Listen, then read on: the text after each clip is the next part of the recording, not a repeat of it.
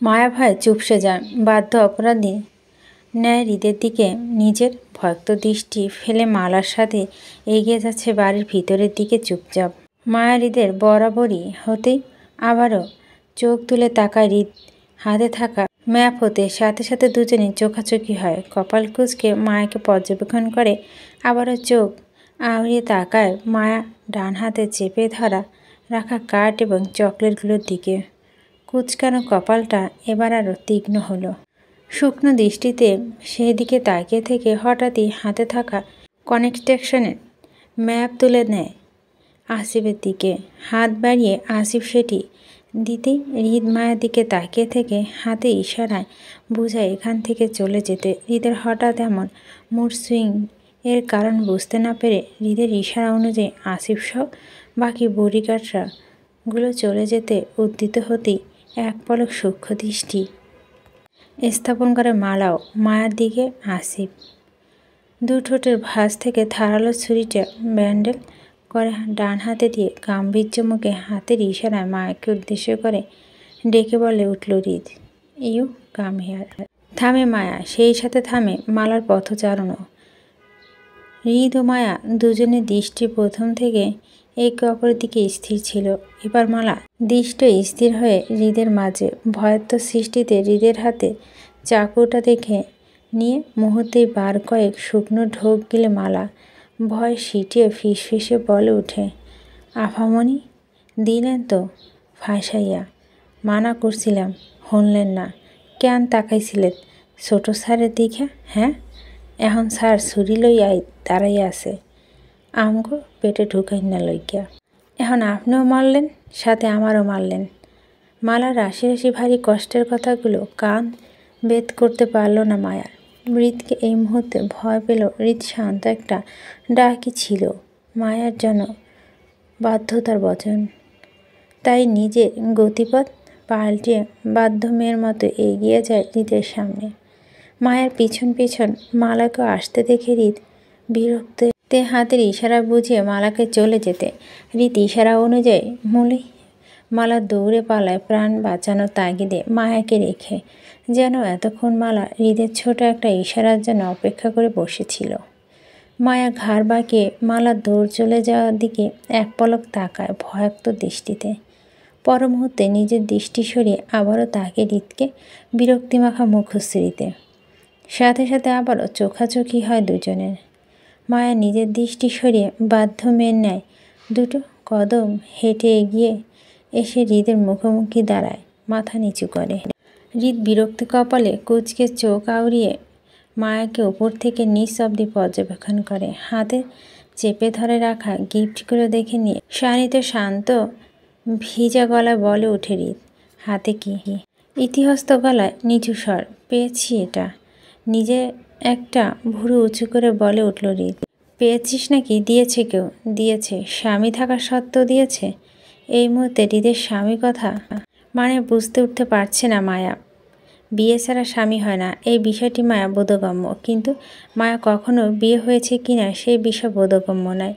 হৃদের সাথে বাচ্চাকালে পুতুল বিয়ে, সে বাচ্চা কালই ভুলে বসে আছে, জানা নেই বিষয়টি। আর না পরিবারের কেউ মায়াকে এই বিষয়ে জানানোর প্রয়োজন বোধ করেছে।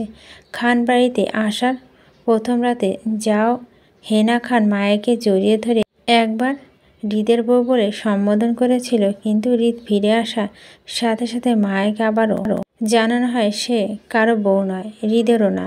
হেনা খান সেই দিন এমনটা করেছিল হৃদ থেকে মায়ের আসল পরিচয়টি গোপন রাখার জন্য, যাতে হৃদ মায়ের সম্পর্কে সত্যিটা অবগত হতে না পারে। কিন্তু ততক্ষণে হৃদের মায়ের সত্যিটা সম্পর্কে অবগত হয়ে গিয়েছে। হেনা খানের বলা উক্তিটি ভিত্তি করে মায়া নিজের অবুঝতা বিপদ ডেকে এনে সহজ সরল স্বীকারোক্তি হৃদকে বলে উঠল, আমার স্বামী নেই তো, দাদি বলেছে আমি সিঙ্গেল।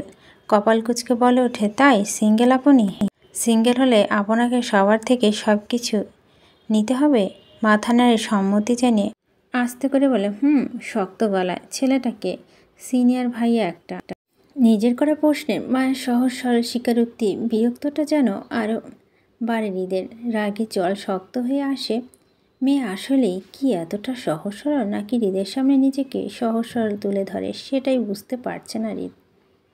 গাঢ় সন্দেহ দৃষ্টি মায়ের দিকে ফেলে শক্ত গলায় বলে উঠল, হাতে থাকা জিনিসগুলো দাও আমাকে। হৃদের কথা অনুযায়ী বাধ্য মেয়ের মতো হাতে থাকা চকলেট কার্ডগুলো তুলে দেয় হৃদের হাতে। হৃদের হাতে থাকা ছুরিটা গাড়ির ওপর রেখে হাত বাড়িয়ে মায়ের হাত থেকে সেগুলো নেয়। চকলেটগুলো এক পলক দেখে নিয়ে দৃষ্টি স্থির করে লাল গোল্ডেন সংমিশ্রণ বড় দুটো কার্ডের দিকে হাতে ভাঁজে রেখে কার্ডগুলো উল্টিয়ে চোখ বুলায় কাটে ভিতরে লেখা প্রেমপত্র দিক। হৃদ সূক্ষ্ম দৃষ্টিতে সেকেন্ড 10 সেই প্রেমপত্র চোখ স্থির করে মুহূর্তে হাঁক ছেড়ে আসিফ ডেকে উঠে বলল, হৃদ। আসিফ সাবান, পানি, টাওয়ালা, স্যাভলন, স্যানিটাইজার সব কিছু 2 মিনিটের মধ্যে চাই আমার। ডুইট ফাস্ট। হৃদের হাঁক ছেড়ে গলার শব্দ মুহূর্তে কেঁপে ওঠে মায়া। ভয়ে জড়সড় হয়ে দাঁড়িয়ে চোখ তুলে তাকায় হৃদের দিকে। হৃদে মুহূর্তে রাগান্বিত দৃষ্টি মানে বুঝতে না পেরে আবার মাথা নিচু করে দাঁড়িয়ে বলে হৃদের সামনে অপরাধীর ন্যায় ধীর গলায় বলল, আমি দাদি যাব ভাইয়া। উত্তর বলল না হৃদ। মায়া হৃদের উত্তর না পেয়ে চুপচাপ দাঁড়িয়ে থাকে হৃদের সামনে ভয়ে সিটিয়ে।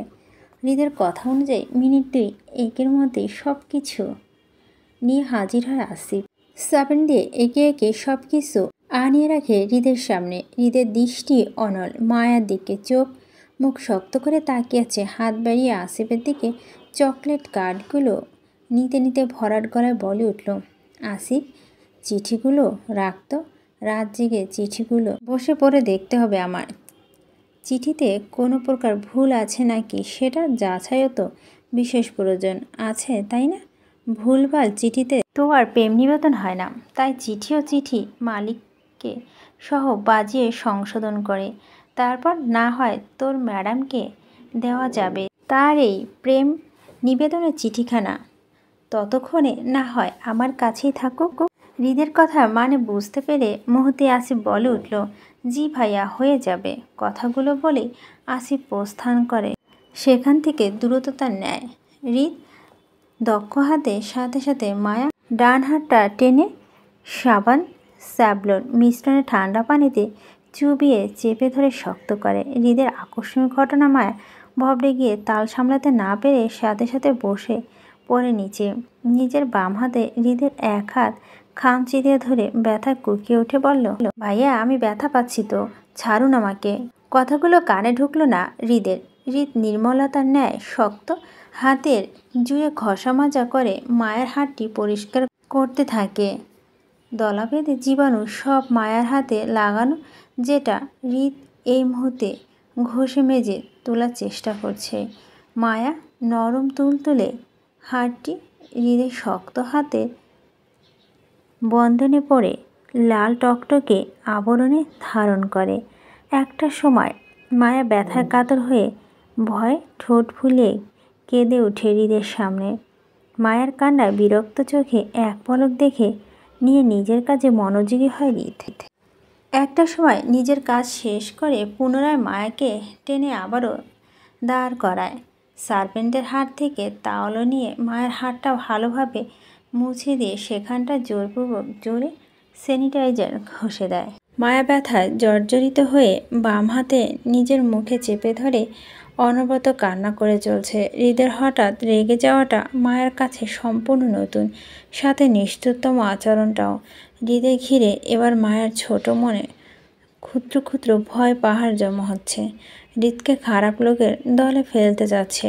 ভীষণ রকমের খারাপ লোক মনে হচ্ছে মায়া। হৃদ চোখ ঘুরিয়ে সার্ভেন্টকে ইশারা করে চলে যেতে বলে। হৃদের ইশারা অনুযায়ী সার্ভেন্ট চলে যেতে হৃদ শক্ত গলায় কাট করে জানায়, লুক, আমার ব্যতীত টিস্যুতে কারো স্পর্শ পছন্দ না আমার। সেখানে তোমার হাতে অন্য কারো স্পর্শ থাকবে সেটা মেনে নেওয়া ছেলে আমি নই। আজ বলছি বোঝানোর খাতিরে, কাল পর্যন্ত বলবো না। কাল হিতের বিপরীত কিছু ঘটবে। নিজের জিনিসগুলো প্রতি বরাবরই সচেতন আমি। তুমি আমার জীবনে অনাকাঙ্ক্ষিত অপছন্দের মানুষ হলেও এই মুহূর্তে প্রত্যক্ষ বা পরোক্ষভাবে আমার সাথে জড়িয়ে আছো। যতদিন না পর্যন্ত আমি তোমাকে মুক্তি দিচ্ছি ততদিন পর্যন্ত অন্য কারো ছোঁয়া তোমার শরীরে পছন্দ নয় আমার। অন্যের ব্যবহৃত জিনিস হৃদ খান ব্যবহার করে না, বরং হৃদ খানে ছুঁড়ে ফেলা জিনিস মানুষ কুড়িয়ে নেয়। তোমার ক্ষেত্রেও তাই। তোমাকে ছুঁড়ে ফেলার পর তুমি যা খুশি করতে পারো। I don't care. তোমার 18 বছর হলে ডিভোর্স পেয়ে যাবে তুমি। ততদিন তোমাকে সেফ রাখার দায়িত্ব আমার। আমার বউয়ের শরীরে অন্য ছেলেদের স্পর্শ থাকবে এটা চরম ইগনোতে লাগবে আমার। হৃদ খানের ইগনোতে লাগার তার রীতির বাইরে। ডিভোর্সের পর এক ছেলের সাথে নাকি শত ছেলের স্পর্শ নিজের শরীরে মাখাবে সেটা তোমার ব্যক্তিগত ইচ্ছা, তাতে আমার বিন্দুমাত্র ইন্টারেস্ট নেই। কিন্তু আমার নামে জড়িত থাকা অবস্থায় অন্য কোনো কিছু মেনে নিব না আমি। Got it. ক্ষুদ্র ক্ষুদ্র ভয় থেকে এক আকাশ সমান ভয় জমা হচ্ছে মায়ের ছোট্ট মনের হৃদের জন্য। অবুঝ অবচেতন মনটা আজ বিষিয়ে উঠেছে হৃদের আপত্তিকর আচরণে। বিষণ্ণতায় ঘেরা মায়ার মন কৌটাতে।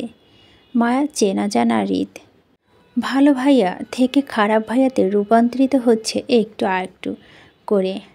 মায়া সবই গীত। গত দুদিনে চেনা জানা হৃদ ভাইয়া আজ মায়া ভয় আর আতঙ্কের কারণ হয়ে উঠেছে। ছোট্ট মস্তিষ্কে জানান দিচ্ছে হৃদ ভাইয়া ভীষণ খারাপ। হৃদের শান্তশিষ্ট আচরণে গুলো যেমন মায়ার মন ছুঁয়ে পড়ছিল, তেমনি হৃদের হঠাৎ হঠাৎ রেগে যাওয়াটাও ছিল মায়ের বিধ্বস্ততার কারণ। হৃদের প্রতি থাকা মায়া মনে সুপ্ত অনুভূতিগুলো ধীরে ধীরে সরে সেখানটায় কালো ঘন মেঘের মতো ছেয়ে যাচ্ছে রাশভারী ভয়রার। মায়া ভীষণ ভালো, হৃদ ভাইয়া আজ ভীষণ খারাপ। ভাইয়ার রূপ নিল মায়ার তথাস্থ।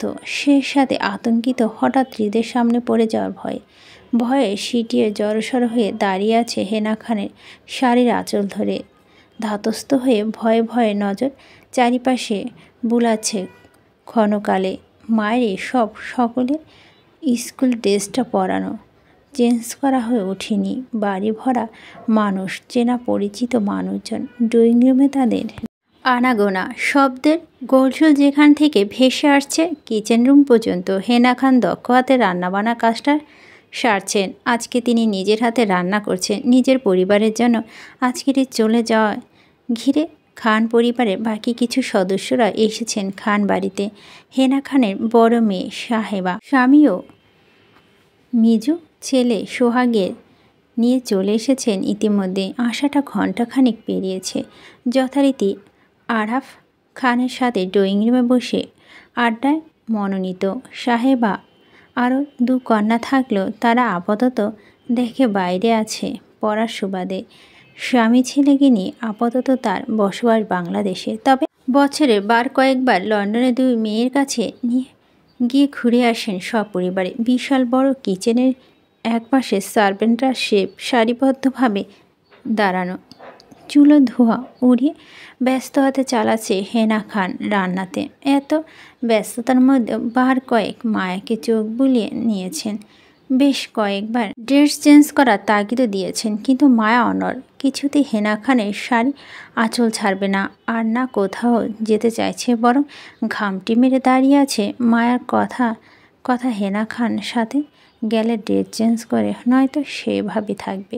রোজগারের মতো আজও হেনা খান মায়ের সব কাজ করত বা মায়ের সাথে যেত রুম অবধি, কিন্তু ব্যস্ত হাতে রান্নাটা শেষ করতে পেরে উঠছে না।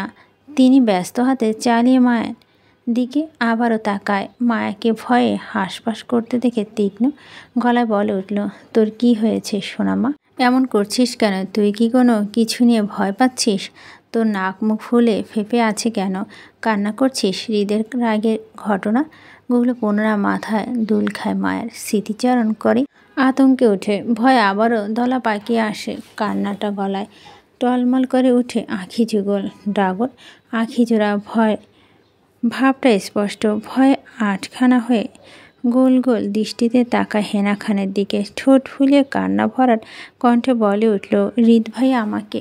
দলা পাকিয়ে থাকা ভরাট কান্নাগুলো আধেক কথায় কেঁদে উঠল। কান্নার শব্দটি হেনা খানের কর্ণগুহে যেতে ব্যস্ত হাতে চালিয়ে বন্ধ করে ঝাঁপড়ে ধরে মায়াকে। এতক্ষণে ব্যস্ততা মায়ের ঠিকঠাক লক্ষ্য করতে না পারলেও মায়ের কান্না উত্তেজিত হয়ে উঠে তিনি।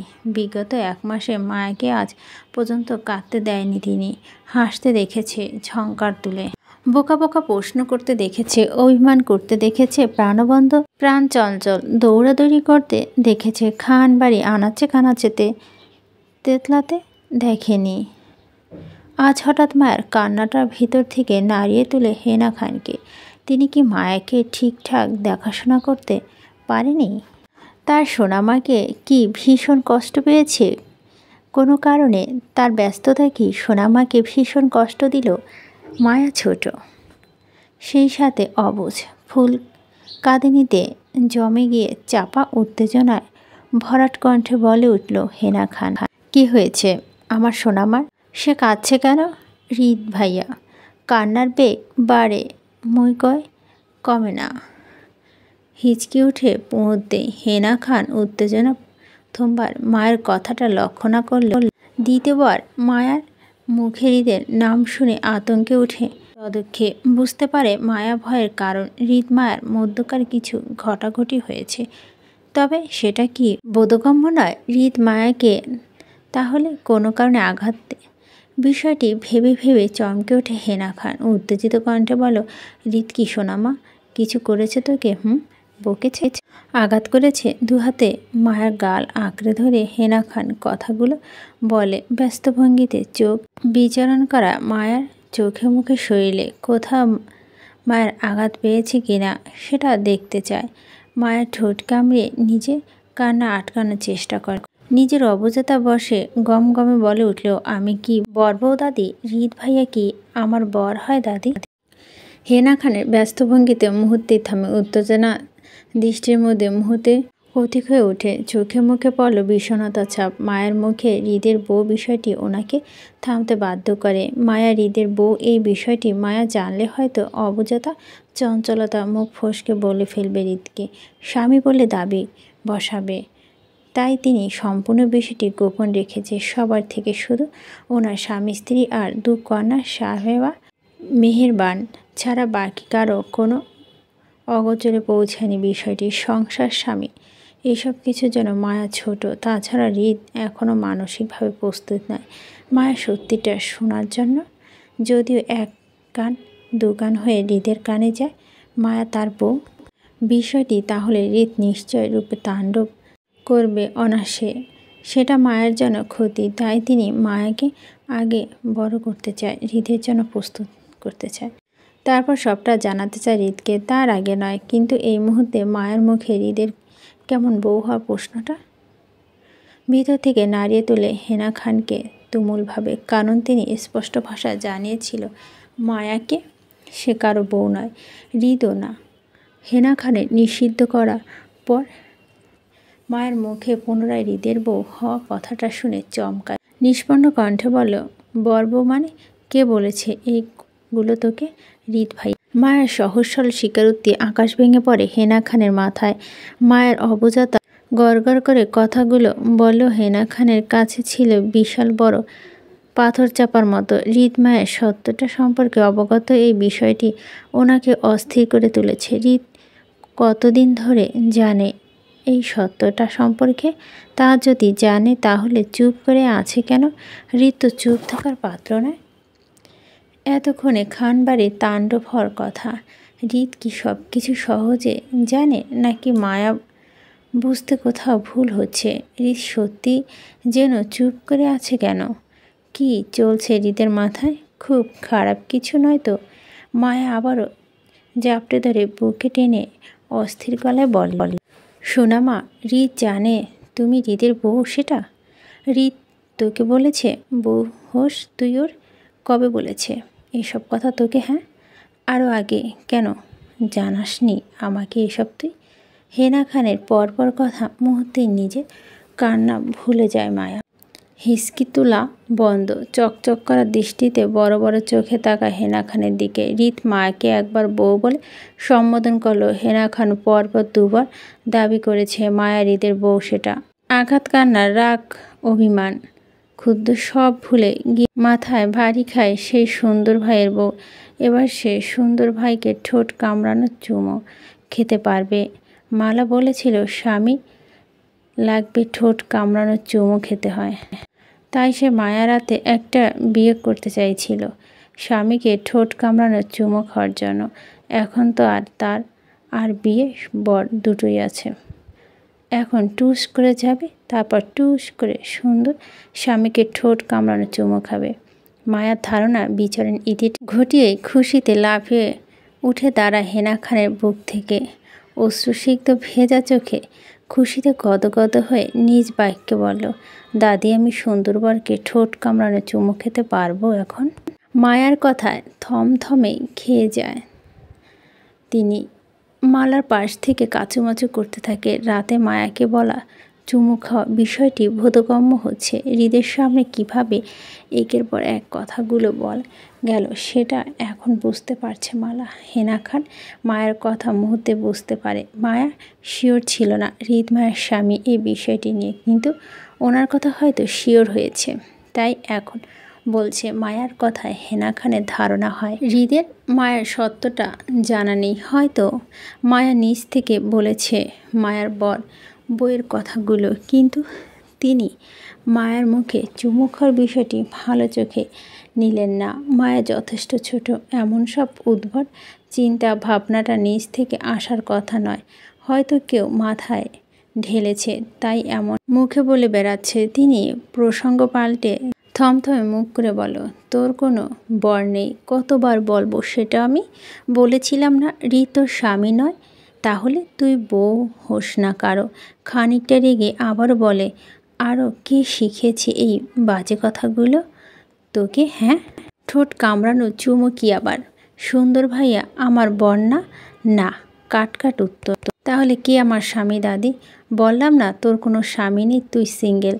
হেনা খানের রাগী কথায় ঠোঁট উল্টে মায়া নাহুস স্বরে গাল ফুলিয়ে বলল, থাকবো না আমি সিঙ্গেল, আমাকে বিয়ে দিয়ে দাও, একটা বর এনে দাও।